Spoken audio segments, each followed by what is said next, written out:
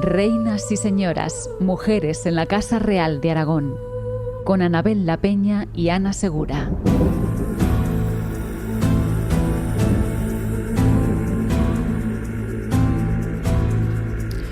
Huérfano de padre y madre a los 5 años, criado por los templarios en Monzón, el más bello hombre del mundo, según Bernard Desclot, de nariz larga, ojos negros y cabello rubio, fue un hombre que en su larga e intensa vida mezcló religiosidad y belicosidad. Puso su espada y su capacidad de estratega al servicio armado de la cristiandad en su lucha contra el Islam y amplió considerablemente los terrenos de la Corona de Aragón, por lo que fue conocido como Jaime el Conquistador. Pero el mismo calificativo o apodo pudo ser utilizado en su vida personal por las numerosas mujeres con las que tuvo relaciones. Fue un hombre muy activo, tanto en las conquistas como en las alcobas. Jaime I contrajo matrimonio a los 13 años con Leonor de Castilla, que le doblaba la edad.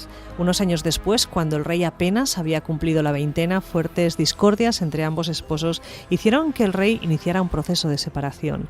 El legado papal disolvería el matrimonio por razones de parentesco en sentencia en Tarazona el 29 de abril de 1229. La causa, que Jaime y Leonor eran primos en un grado de parentesco prohibido por la Iglesia. Ambos eran bisnietos de Alfonso VII de Castilla. La unión dejaba, sin embargo, un hijo que fue legitimado, un heredero, el infante Alfonso, para que le sucediera al frente de la corona de Aragón. Leonor acabó su vida retirada en el monasterio burgalés de las Huelgas. Nunca volvió a casarse. Ahí falleció, según ellos, en 1244, según otros, en 1251, y ahí fue enterrada. A los 21 años, el rey más bello y poderoso de la cristiandad estaba soltero y las damas suspiraban por él. Anabel La Peña, ¿qué tal? Bienvenida. Hola, buenas. ¿Qué tal? Vamos a hablar de este rey más bello y poderoso de la cristiandad y, si te parece, antes de empezar vamos a recuperar esa descripción que hace Bernard Desclot de Jaime I para que sepan nuestros oyentes de qué estamos hablando. El más bello hombre del mundo. Era mayor que otro hombre un palmo y era muy bien formado y entero de todos sus miembros. Tenía una cara grande y roja y flamenca y la nariz larga y muy derecha, y gran boca y bien hecha, y grandes dientes y muy blancos que parecían perlas, y los ojos negros y los cabellos rubios parecidos a hilos de oro, y grandes hombros y largo cuerpo y delgado, y brazos gruesos y bien hechos, y bellas manos y largos dedos, y los muslos gruesos y bien hechos, y las piernas largas y derechas y gruesas por sus medidas, y los pies largos y bien hechos y delicadamente calzados.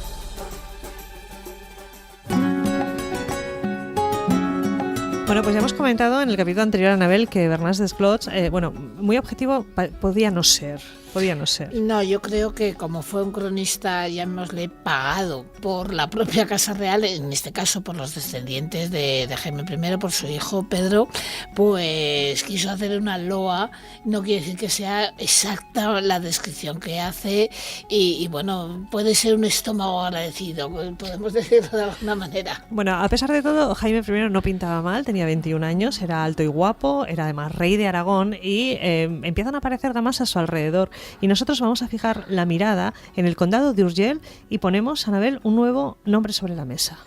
Sí, ponemos a la heredera legítima de este territorio, que todavía era un territorio independiente, estaba entre Aragón y las tierras de Cataluña, pero no estaba todavía escrito dentro de la corona de Aragón.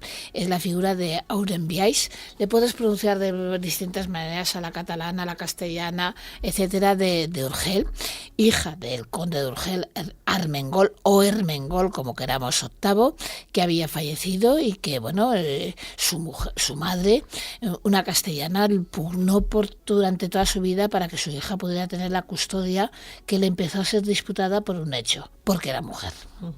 Entonces buscó el apoyo. No era lo mismo una condesita, por muy legal que fuera su posible su herencia, sin más apoyos que los conseguidos a través de la figura ni más ni menos que del rey aragonés, rey de la corona de Aragón, rey cercano en territorios, y se busca esa protección, llamémoslo así, de Jaime I. Pero el caso es que ella no se casó con Jaime, se casó con un castellano, Álvaro Pérez de Castro, bisnieto del rey Alfonso VII, y vivió unos años en Castilla, y mientras nuestro Jaime se casaba con Leonor de Castilla. Así es decir, los problemas comienzan a partir de la muerte del titular varón que hemos citado, Ermengol o Armengol VIII, y bueno, pues la casa de Cabrera, una casa condal que era dueña de las tierras del Bajo Urgel, le llamaríamos hoy en día, comienzan las disputas, pero ellos siguió en Castilla.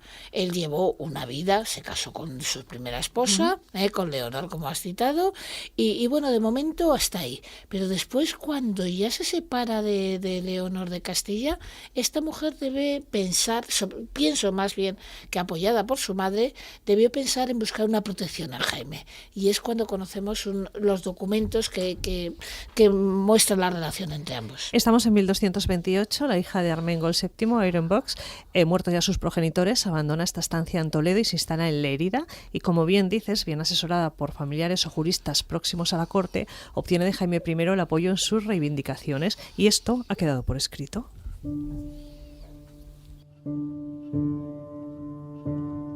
Aurembiaix, que fue hija del último Armengol, conde de Urgel, vino a la corte de Jaime por el mes de julio de este año de 1228 a pedir al rey que le mandase favorecer y amparar para proseguir su justicia. Conocida la razón que la condesa tenía, tomó el rey este hecho en sus manos. El rey prometió de valer a la condesa y favorecerla. La cuestión es que se firma un convenio el 1 de agosto de 1228 entre ambos, un pacto. Ella cedía al rey todos sus derechos en Lérida y en Urgel, siempre y cuando él le prestara ayuda, y recibía de él su condado en feudo. Se acordaba asimismo la ocupación militar del condado por parte del Aragonés. Vamos a escucharlo. Yo, Aurembiax, por la gracia de Dios, condesa de Urgel, hija y heredera de don Ermengol, de buena memoria, conde de Urgel, y de doña Elvira, su mujer, de buen ánimo y libre voluntad, doy a perpetuidad por mí y mis sucesores, y os entrego a vos, mi señor Jaime, rey de Aragón, conde de Barcelona y señor de Montpellier, y a vuestros sucesores, la ciudad de Lérida, que tengo por vos en feudo, y todos los derechos que tengo o debo tener. Y a todo mi derecho, dominio y poder renuncio, y lo coloco bajo vuestro poder, y lo transfiero y transmito con pleno derecho. Y yo y mis sucesores tendremos el condado de Urgel por vos y vuestros sucesores. Os prometo también a vos que no contraeré matrimonio sin vuestra voluntad expresa.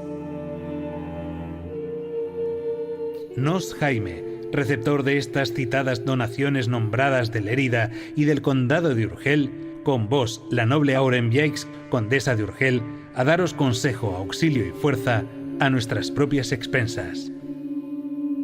Sabemos que entre agosto y octubre Aurembiaix combinó su residencia habitual en Lérida con la participación junto al rey en la toma de las villas del condado, pero lo interesante, Anabel, es lo que nos puede indicar ese documento, porque se trata de un contrato muy peculiar. Sí, algunos historiadores lo han considerado un contrato de concubinato. Hoy en día nos parece realmente peculiar que se pueda establecer una relación así, firmada, pactada, documentada entre un rey, un monarca y su concubina.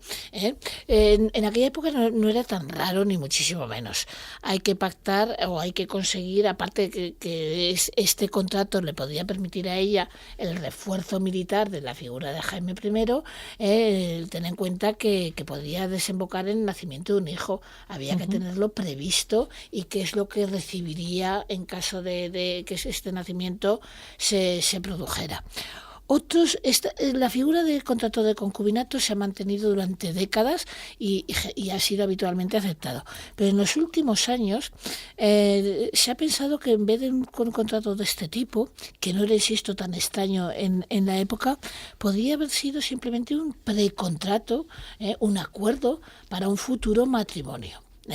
Entonces, bueno, pues si había relaciones podía desembocar en descendencia, pero mientras se conseguía la nulidad, no se conseguía, etcétera, un poco ajustarla legalmente lo que es la situación. Y efectivamente se fija, si nacía un hijo de esta relación, heredaría el mundo de Urgel, las Cerdañas, diversos territorios, y si no, Aurembiaix dice que cuando ella fallezca quedarán para la figura de Jaime I y podrá disponer de ellos. Y es que la disputa con la casa de Cabrera por ser mujer esta fémina, pues entonces podía acarrear que estaba levantando y arrebatándole territorios. Claro. Bueno, pues como ya saben, Jaime I lo contó todo en sus memorias, en ese libro de los Hechos. Entonces vamos a ver cómo nos cuenta este episodio concreto.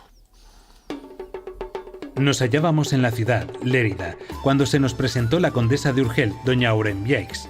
Le hicimos honrosa acogida y a los 2 días de haber llegado fuimos a visitarla. Llevaba por consejero a Guillermo de Cervera. La aconsejaba en todos sus negocios, socorríala en todas sus necesidades y nada obraba ella que no fuese con acuerdo de Guillermo. A este encargó, pues, que razonase ante nos sus cuitas, pero él procuró excusarse, diciéndole que nadie mejor que ella misma sabría explicar sus penas.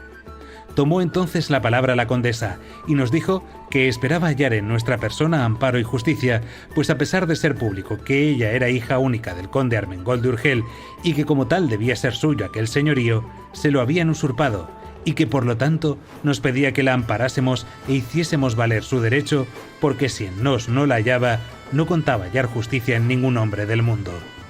Tomaron entonces la palabra don Guillermo de Cervera y don Raimundo de Peralta y nos dijeron: Señor, el primer deber de un rey es el de administrar justicia para que en él la hallen los que de otros no pueden alcanzarla. Tenéis delante a una mujer cuyo esclarecido linaje conocéis muy bien, que recurre a vos para que le hagáis restituir los bienes que su padre poseyó y le dejó a ella en vuestros dominios. Para con vos la recomiendan sus virtudes, amparadla. Respondímonos a esto que sus súplicas eran muy justas, que meditaríamos el asunto y proveeríamos luego lo que fuese de derecho. Bueno, pues estamos viendo que Jaime I habló largo y tendido en su crónica del tema del condado de Urgel y que además acaba este relato con una frase que, en fin, no deja de ser... Yo creo que es un poco cara a la galería. Bueno, vamos a escucharla, a ver qué piensan los oyentes. Con esto quedó doña Aurembiaix restablecida en sus estados, habiéndonos procedido en todo, no para el propio provecho, sino para hacer valer la justicia que a ella le asistía. Bueno, lo que no sabemos en realidad es si hubo o no trato carnal entre ambos.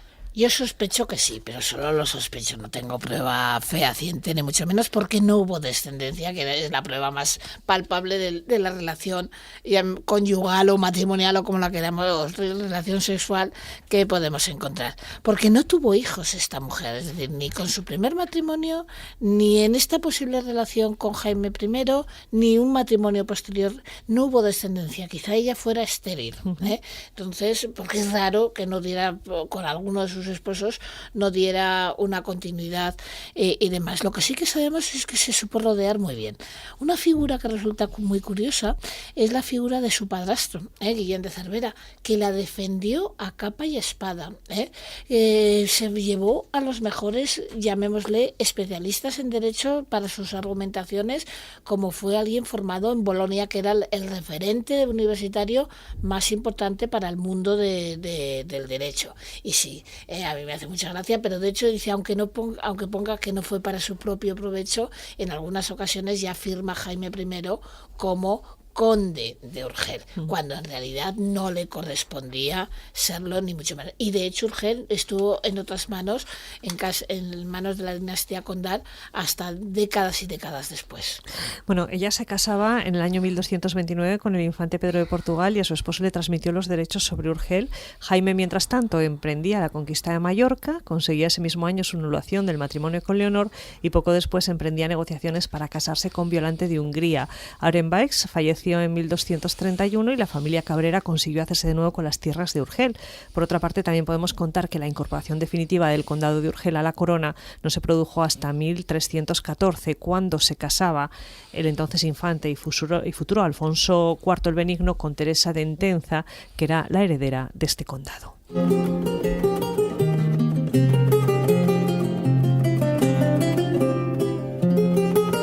Vamos a hacer un inciso aquí, Anabel, porque en los últimos capítulos estamos escuchando muchos fragmentos del libro de los Hechos, la autobiografía que dictó Jaime I, que hemos comentado ya que es una narración en primera persona que tiene mucho encanto, entre otras cosas por la falta de pudor con la que él narra escenas íntimas familiares, pero al mismo tiempo hay que destacar y recordar que evidentemente es una visión parcial. Sí, es una visión totalmente subjetiva. Cayó lo que le convino, habló de lo que también le venía bien. Es un texto que se puede aplicar perfectamente justificativo representativo de sus actos. Quizá él no pudiera mostrar determinadas facetas de que había ido de cama en cama y demás, pero entonces siempre busca alguna especie de, no sé, de cobertura moral y demás para justificar sus actos en todos los actos de la vida, además. Es decir, es una visión muy, muy parcial, y eso hay que insistir siempre que se maneje el libro de los Hechos.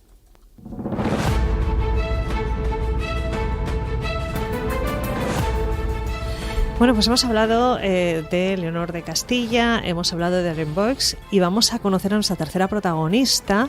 Es la princesa de nombre Violante, que llega en un matrimonio arreglado por el Papa Gregorio IX, nada menos que desde Hungría.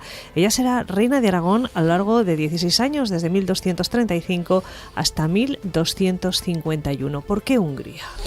Pues es curioso porque Hungría, no condicionaba la historia de los reinos de la península ibérica. Ya habíamos tenido algún contacto matrimonial. De las hijas de Sancha, la mujer que eligió Sigena como gran monasterio, pues ya había estado una de ellas casada con el rey de Hungría. Me parece que es la infanta Constanza. Pero bueno, en aquellos momentos tenía prestigio. La familia estaba dando santas a la cristiandad y eso era muy bien valorado. Cualquier dinastía quería tener a alguien vinculado o puesto en los altares porque daba prestigio.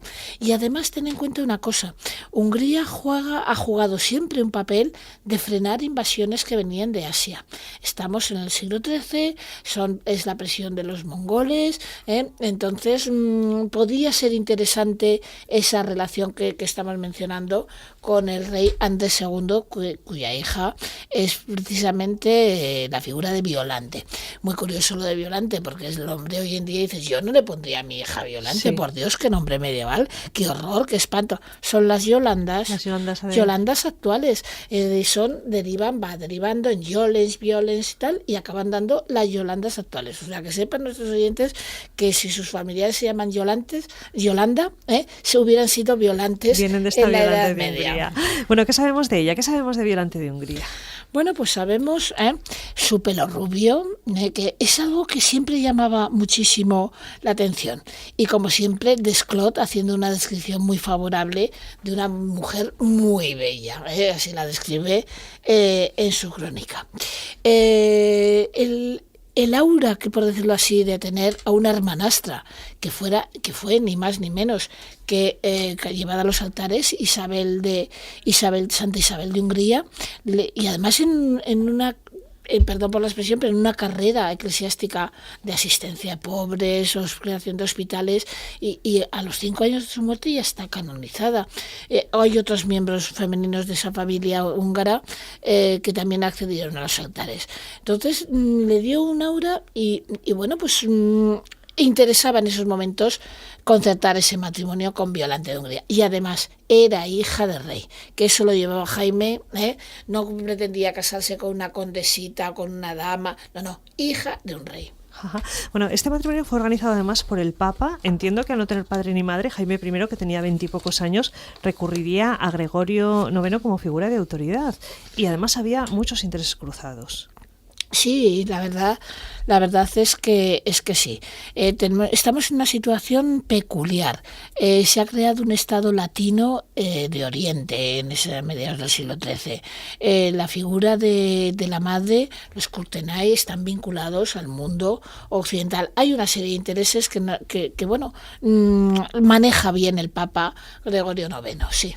Bueno, esta boda era muy buena para el Papa, pero también para nuestros intereses, y aquí es interesante cómo, más allá de la dote, el prestigio, el nombre, el linaje, en definitiva, es fundamental a la hora de pactar estas uniones. Para Jaime I esta boda era motivo de prestigio, ya que, como cuenta en su crónica, prefirió, tú lo decías antes, una reina, es decir, la hija de un rey y la nieta de un emperador de Bizancio, antes de casarse con otra candidata. Nos estamos sin mujer, y por medio del Papa se nos ha propuesto que nos casáramos con la hija del rey de Hungría o con la del duque de Austria. Mas ya que nuestra primera esposa fue hija de uno de los mayores reyes del mundo, preferiremos a la hija del rey de Hungría, por más que se nos ofrezca que la otra nos llevará en dote mayor caudal. Pues si cuando valíamos menos merecimos casarnos con la hija del rey de Castilla, don Alfonso VIII, justo es que sea también hija de rey la esposa que tomemos ahora, cuando valemos más. Luego que hayamos celebrado nuestro matrimonio, nos iremos a Burriana, y cuando nos hayamos apoderado de la villa, haremos que venga la reina, nuestra mujer, para que crean las gentes que tenemos intención de permanecer allí largo tiempo. Bueno, pues la cuna de la que procedían y la dote fueron determinantes, por lo general muchísimo más de las cualidades personales de las candidatas, que de hecho ni siquiera se conocían cuando llegaba el momento del matrimonio, excepto cuando mandaban a los niños a criarse en la corte del que sería su futuro esposo o esposa. Yo creo que la dote fue un elemento, y en algún matrimonio de la casa reinante aragonesa con posterioridad, Jaime II, por ejemplo, con Blanca de Anjou, contó claramente lo que fuera la dotación económica que llevaba, el prestigio. Yo creo que en los textos de los días anteriores hemos visto en alguna ocasión cómo se decía, bueno, yo me vinculo a ti salvo que te cases con reina o hija de rey, etcétera. Y eso se tenía asumido en la escala de valores de aquellos matrimonios de la época. Y, por supuesto, se intercambiaron embajadas para negociar, se intercambiaron embajadas.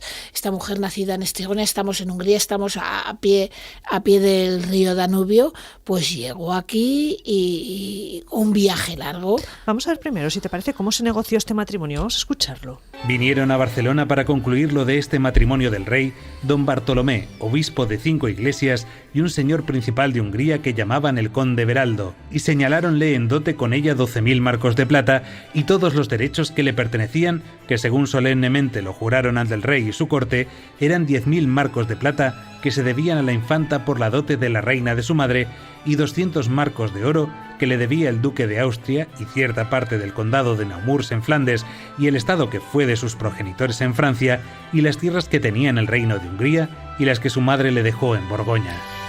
Bueno, venía bien dotada, era hija de rey, era nieta de un emperador. ¿Cómo fue este viaje? Ya tenía como 20 años cuando llega a Barcelona. Sí, a ver, era un viaje largo, podemos hablar de un par de miles de kilómetros en la distancia entre la ciudad de Barcelona y la zona originaria de Hungría. Entonces tú imagínate que viene con doncellas, que viene con pajes, que viene con el confesor, que viene con la mujer que le amamantó de joven, etcétera, etcétera. Y entonces no es un viaje que van a uña de caballo, sino que tenían que descansar, y es un viaje que se supone que se empezaría en verano por la climatología, para cruzar según que las tierras de los Alpes o el norte de Italia, y que culmina en septiembre en Barcelona, pasando antes por el sur de Francia. La reina doña Violante, trasladada con pompa real de Hungría hasta su esposo, llega a Barcelona. En aquella ciudad se celebran las bodas solemnes el 8 de septiembre. Excelentísima entre todas las mujeres de su tiempo, digna de venir de las últimas tierras a unirse con uno de los príncipes más valerosos que hubo jamás. Bueno, no quiero ni pensar cómo serían los equipajes en aquella época, pero acompañaban a Violante, un grande de Hungría, el conde Dionís, una comitiva numerosa de tropas de escolta, criadas, cocineras, cazadores, tesoreros, orfebres, palafreneros. Como personas más cercanas a la princesa vinieron su amiga doña Jordana, su nodriza, el capellán, un monje cisterciense, su médico y 2 pajes, que se quedarían ya todos aquí. Es decir, cuando una reina venía a casar, toda esta gente se venía con ella para siempre. Sí, es que generalmente ni volvían a sus tierras de origen, y además eso, por ejemplo, cuando menciona orfebres, pensemos en artistas que se desplazan y que van a difundir nuevas formas artísticas que no se hubieran dado, por ejemplo, en tierras de la Corona de Aragón, técnicas diferentes o gustos distintos, y eso impactaba y bueno, tenía una continuidad, y eso acerca un poco el mundo del arte en las distintas zonas de Europa, sí.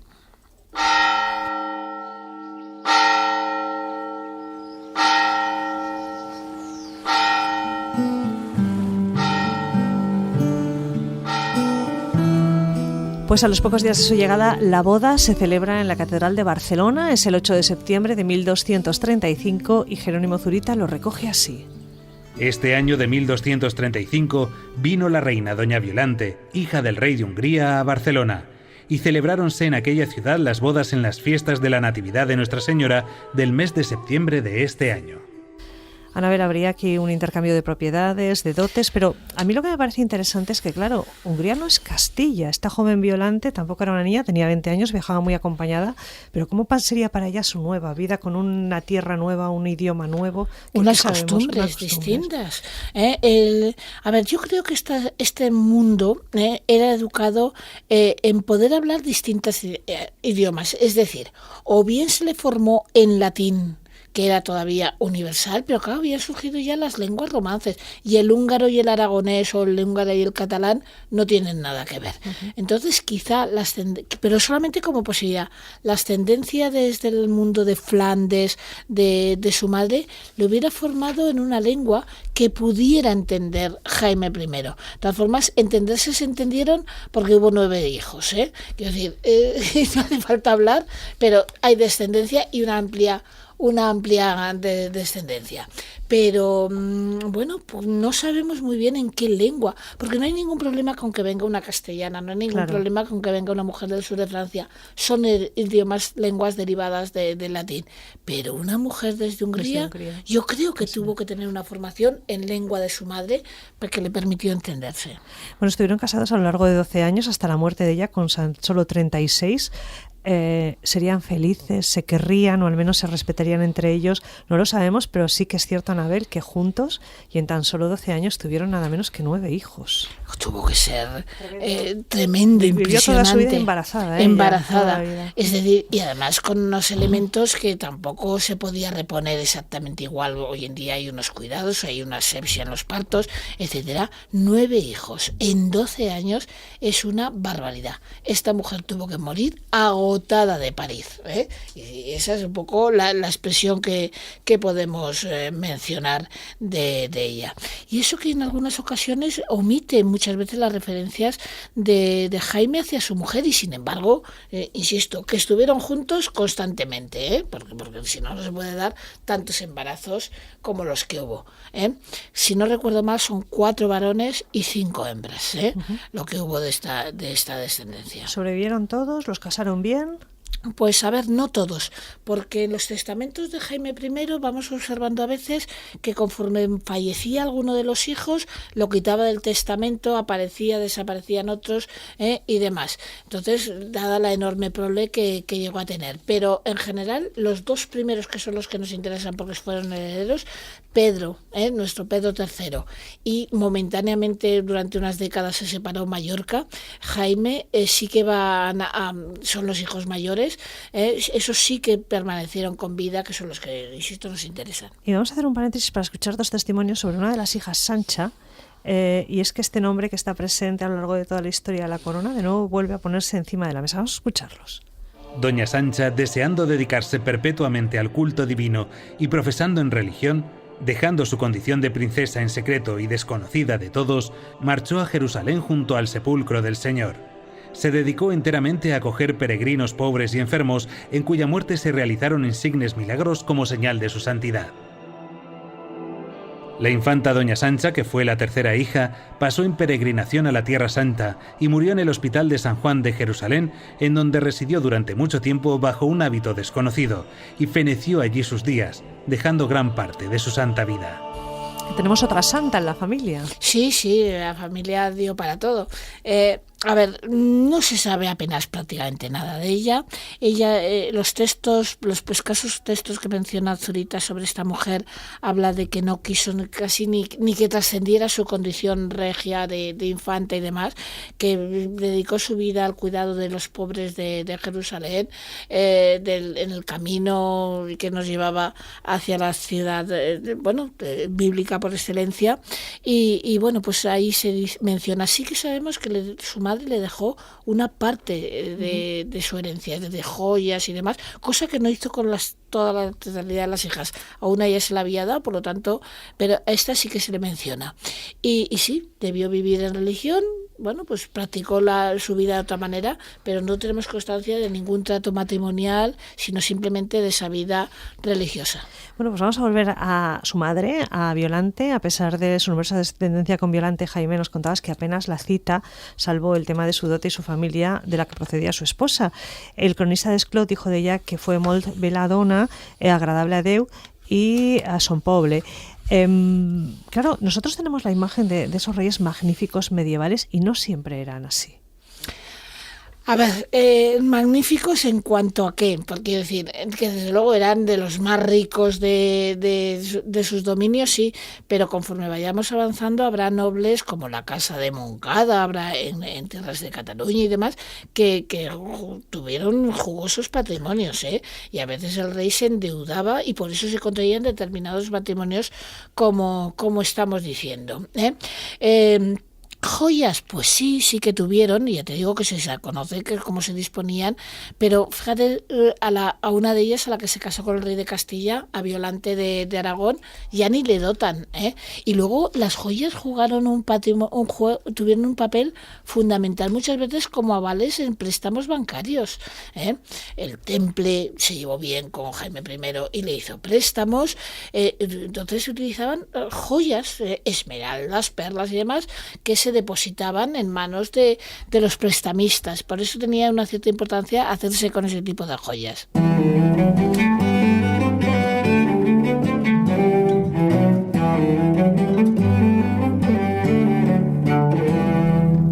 Anabel, ¿tuvo algún papel Violante político? ¿Tuvo influencia sobre el conquistador? ¿Hizo valer sus derechos? ¿Llegó incluso a ejercer en algún momento como reina? A ver, sabemos que debía ser una mujer de carácter, y como siempre observamos un primer momento en la que ella parece participar algo más y otorgan documentos comunes y demás, pero luego ya con tanto hijo, claro, a poco que se ocupara de recuperarse de los la partos, gestación, el parto, alguna atención hacia su educación, etcétera, ya no participa prácticamente en el gobierno, por decirlo de alguna manera. Bueno, vamos a escuchar un testamento de Jaime I que es muy interesante por unas cuestiones que les comentaremos enseguida. Yo, Jaime, hago mi testamento. Por mi autoridad regia, instituyo como legítimo heredero a mi hijo Alfonso, que tuve con Leonor, anteriormente reina de Aragón, con quien contraje matrimonio ante la Iglesia. Le dejo mi reino de Aragón, el de Mallorca, el condado de Barcelona, el de Urgel y Montpellier y su señorío. Este es solamente uno de los un montón de testamentos que hizo Jaime a lo largo de su vida. Numerosísimos. Creo recordar que es el primero que tenemos documentado. Creo recordar que es de 1232.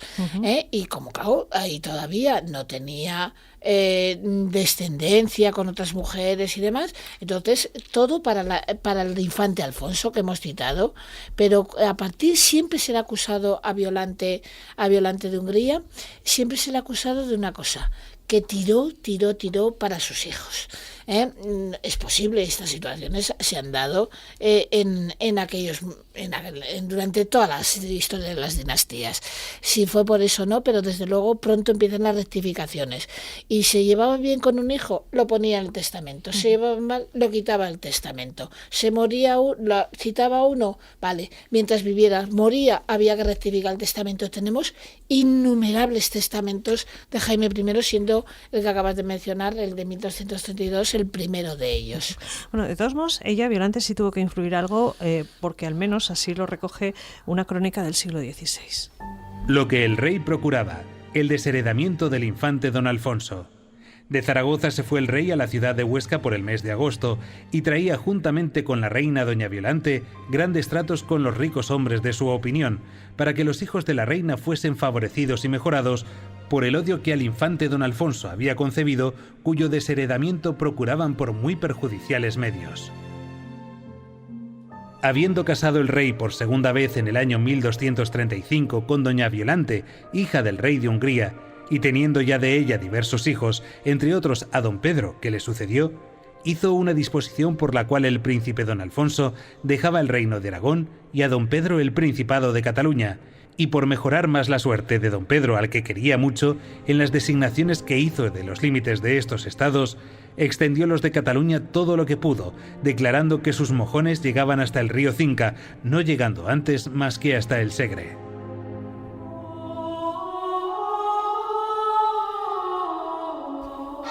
Bueno, pues al final sería un hijo de Violante, el sucesor, y a partir del año 1250 y con la salud seriamente debilitada tras tantos partos, la reina se retiró al monasterio de Santa María de Salas en Huesca. La reina Violante de Hungría fallecería en Huesca el 12 de octubre de 1251. Había dictado su testamento y lo había firmado muy pocos días antes, el 8 de octubre en Huesca. Las crónicas indican que Violante murió al cabo de pocos días, el 12 de octubre, con 36 años. Su salud había sido debilitada con tantos partos, 9 en tan solo 12 años. ¿Qué dice ella en su testamento? Bueno, pues pidió ser enterrada en el monasterio cisterciense femenino más importante que todavía hoy en día podemos visitar en el mundo de Cataluña. Es Valbona. Poblet, Santes Creus y Valbona son los 3 monasterios del cister principales.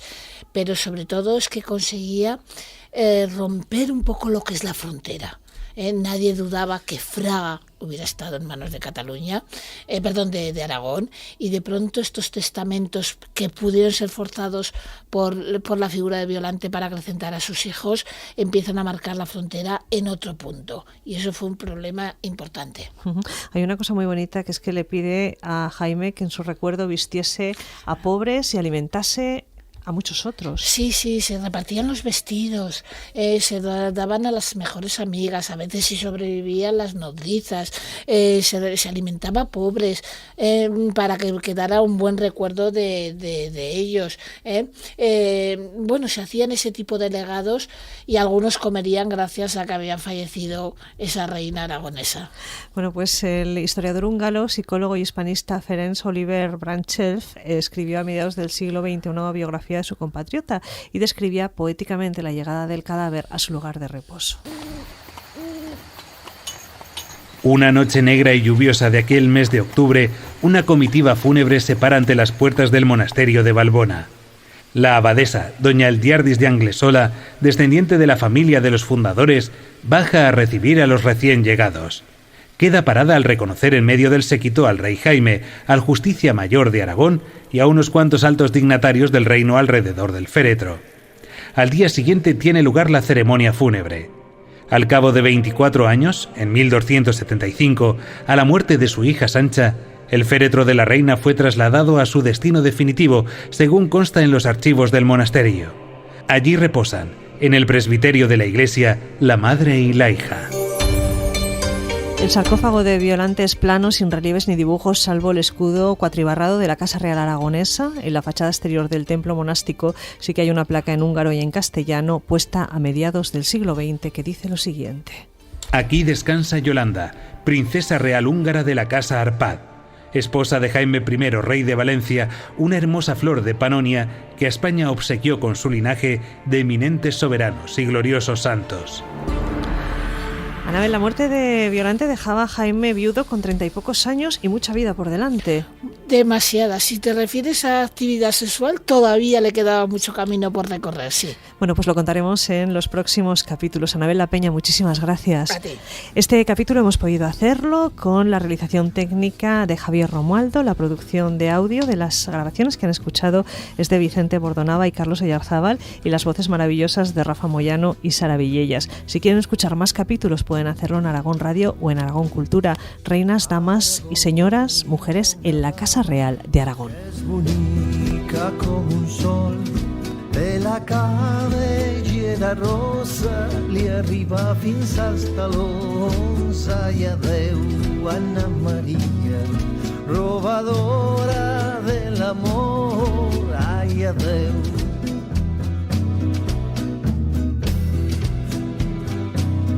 Sa mare la pentinava amb una pinteta d'or, cada cabell una perla, cada perla un anell d'or. Ai, adeu, Anna Maria, robadora del amor. Ai, adeu.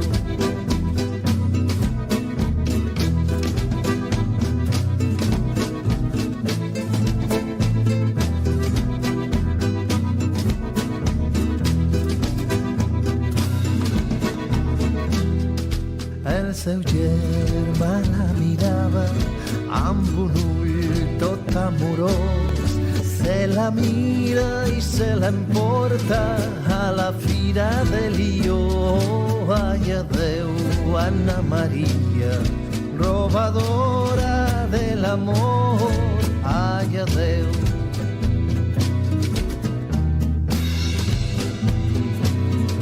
De tants anells que li compra, li cauen del mocador. Tingui, senyora Maria, tingui l'anell d'or. Ai, adeu, Anna Maria, robadora de l'amor. Ai, adeu.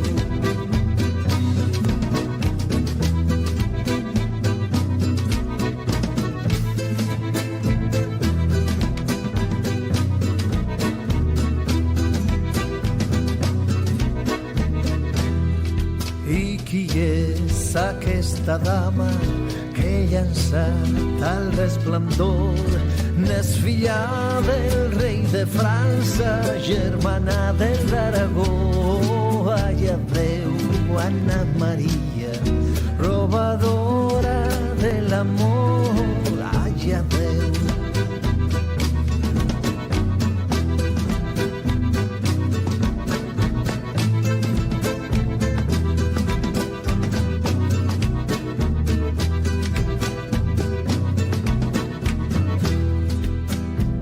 Por aquellos prados verdes que galanaba la niña, con su andar ciega la hierba, con sus zapatos la trilla.